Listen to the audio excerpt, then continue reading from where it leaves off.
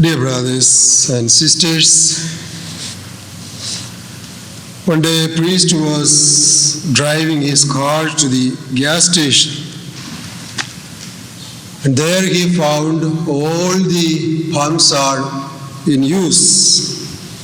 So a lot of cars are, waiting. So he decided to step out of his car and stretch his leg. So he went out, and the person who was ahead of him made a comment. Father, this is the holiday weekend, so people wait until the last minute to get ready for their long trip. And the priest replied, I know, it is the same with my business too. People wait until the last minute to prepare for their long trip. Dear brothers and sisters, today's readings, the gospel passage we have heard today, the shorter version. The gospel according to St. Luke chapter 12, Jesus is telling us to prepare. And this is one of the three eschatological discourses in the Gospel of St. Luke. You know that eschatology means the end time. And today's readings we see three small parables Jesus tells. The first one we have heard today, the parable of the master and the servants. The master went for a wedding. According to the Jewish tradition, it takes days for the wedding celebration. So the servants didn't know when the master is coming back. So they are waiting to receive the master. Whenever he comes, they are ready to receive. Those servants are called, they are blessed. The master will reward them.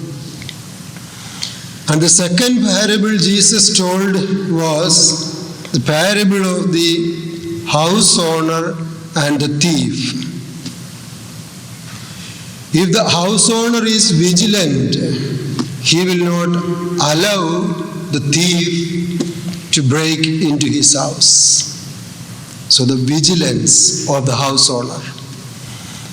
And the third parable is again the master and the servants. Here the servants are divided into two. The first group, the faithful servants. When the master is not there in the house, the faithful servants, they faithfully fulfill their responsibilities. The unfaithful servants, they do whatever they want.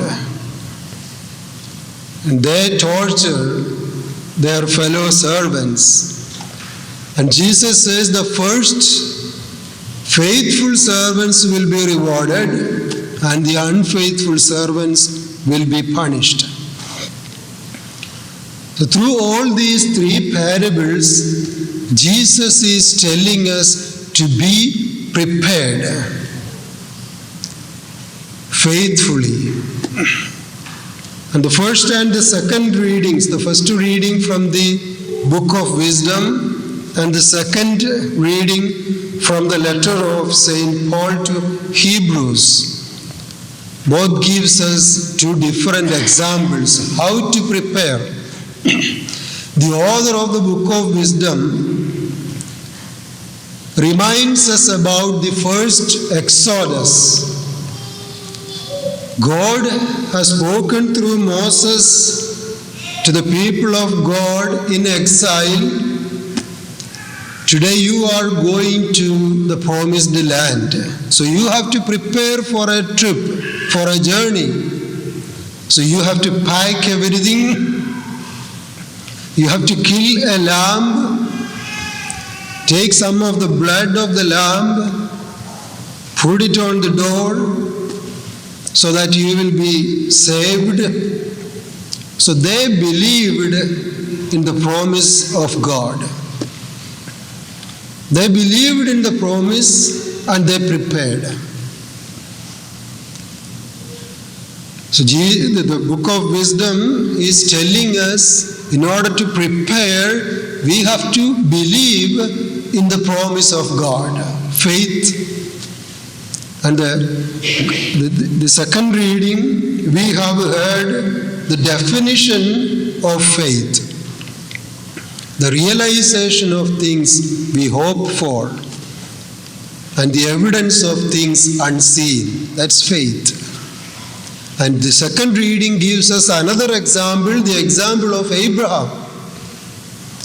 When God told him, you have to leave your house, your land, and your relatives, your family, and go to a land I show you.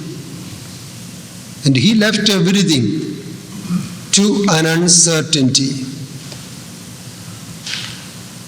So through these two examples, today's readings tells us we also should be prepared for the end time. When we speak about the eschatos, it means two things. First one is the second coming of Jesus. And second thing is our going to the Lord, our death.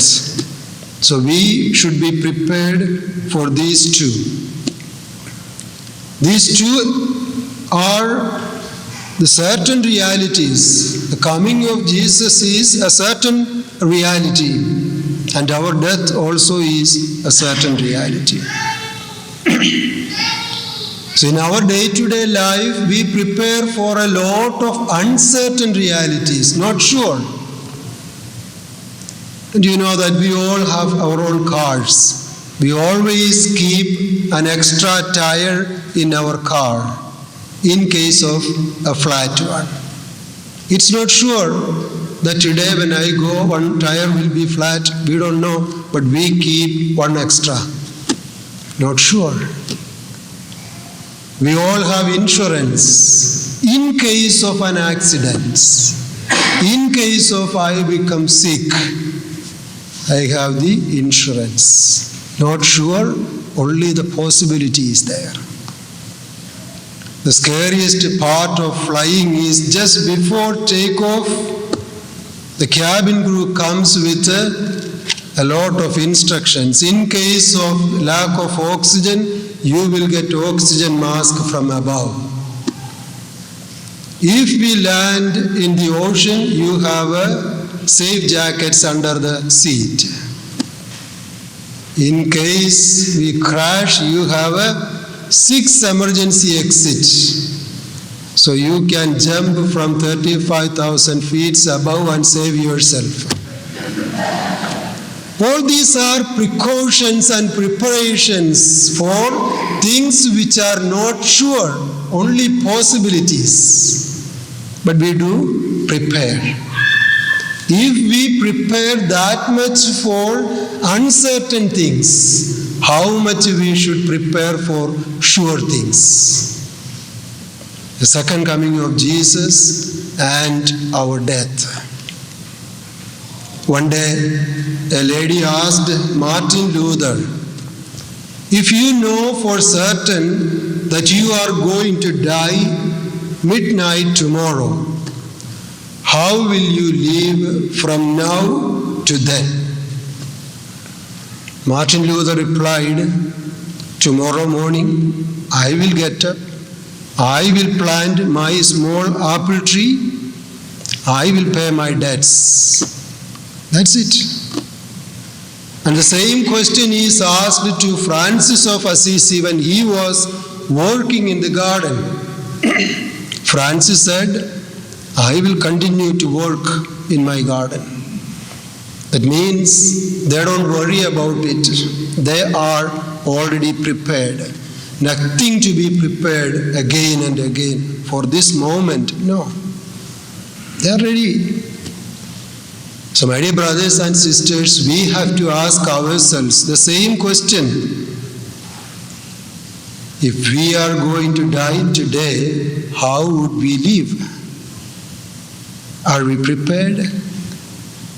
God bless you. Amen.